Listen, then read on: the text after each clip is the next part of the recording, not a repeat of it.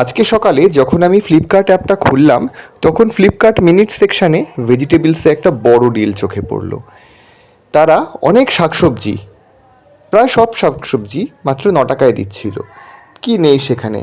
কাঁচা লঙ্কা ছিল, ধনেপাতা ছিল, পালং শাক ছিল, আদা ছিল, রসুন ছিল, মিষ্টি কুমড়ো ছিল, টমেটো ছিল, আলু ছিল, পেঁয়াজ ছিল, কত কিছু ছিল। হ্যাঁ, শুনেই অনেকে হয়তো বলবেন যে কোয়ালিটি খুব একটা ভালো ছিল না, কিন্তু বিশ্বাস করুন কোয়ালিটি দারুণ। তবে হ্যাঁ, এই 9 টাকার সবজি মানে এই প্রত্যেকটা সবজি কোয়ান্টিটি একটা, মানে একবারই আপনি কিনতে পারবেন, বারবার পারবেন না, অন্তত আজকের দিনের জন্য।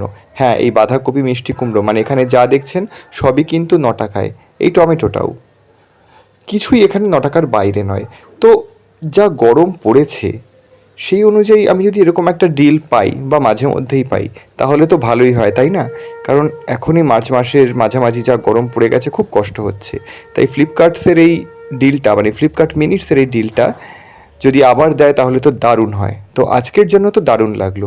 Thank you Flipkart minutes.